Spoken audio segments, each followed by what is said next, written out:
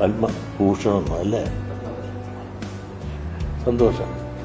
ഇങ്ങനെ ഒരെണ്ണം ഉണ്ടെന്നോ ഇങ്ങനെ മൂവ്മെൻ്റ് ഉണ്ടെന്നോ സത്യമായിട്ട് ഗുരുനാമത്തിൽ എനിക്കറിയില്ല. പലതിൻ്റെ പുറകെ പോകാറുണ്ടെങ്കിലും ഇതുപോലുള്ള അവാർഡുകൾ പല സ്വകാര്യ വ്യക്തികൾക്കും ഗവൺമെൻറ്റിനൊക്കെ വിൽക്കാൻ ശ്രമിക്കാറുണ്ടെങ്കിലും ഇങ്ങനെ ഒരു അവാർഡിന് വേണ്ടിയുള്ള ശ്രമമോ ഇങ്ങനെ ലഭിക്കുന്നുള്ള വിചാരമോ എനിക്കില്ല. പക്ഷെ ഇത് ലഭിച്ച എൻ്റെ പിന്നിലെ ശക്തി എന്ന് പറഞ്ഞാൽ എന്നെ ഇതിലേക്ക് പ്രാപ്തരാക്കിയത് എൻ്റെ അംഗങ്ങളാണ്, ജനങ്ങളാണ്.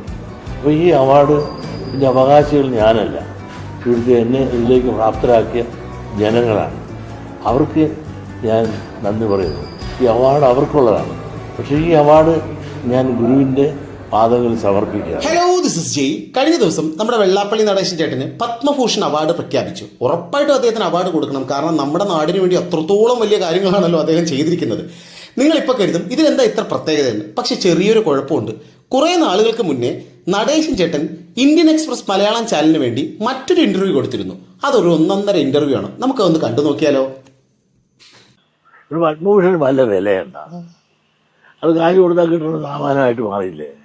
അതിനൊക്കെ അന്തം ഉണ്ടായിരുന്നു, കാലം ഉണ്ടായിരുന്നു. പത്മഭൂഷൺ ഏത് പട്ടിക്ക് വേണം? ഞാൻ തരാന്ന് പറഞ്ഞാൽ ഞാൻ മേടിക്കല്ല. ഞാൻ വല്ല അവാർഡ് മേടിച്ചായിട്ട് നിങ്ങൾ കേൾക്കും. പല അവാർഡുകൾക്കും വരുന്നുണ്ട്. നോ എന്ന് പറയും. എന്റെ നടേശൻ ചേട്ടാ, നിങ്ങൾ പണ്ടേ ഉടായ്പാണെന്ന് കേട്ടിട്ടുണ്ട്. പക്ഷെ ഈ 2 വീഡിയോയിൽ നിന്നും അപ്പ കണ്ടവനെ എന്ന് വിളിക്കുന്ന സ്വഭാവമാണ് താങ്കൾക്കുള്ളതെന്ന് മനസ്സിലായി. ഒരേ കാര്യത്തെക്കുറിച്ച് 2 കാലഘട്ടത്തിൽ വ്യത്യസ്തമായ 2 അഭിപ്രായങ്ങൾ പറയുന്ന താങ്കളെ പിന്നെ എന്തു പറഞ്ഞു വിളിക്കണം? പിന്നെ നടേശൻ ചേട്ടാ, പഴയ കാലമല്ല, ഇപ്പോൾ സോഷ്യൽ മീഡിയയുടെ കാലഘട്ടമാണ്. എന്ത് പറയുമ്പോഴും സൂക്ഷിച്ച് പറയണം. കാരണം എല്ലാം റെക്കോർഡഡ് ആണ്.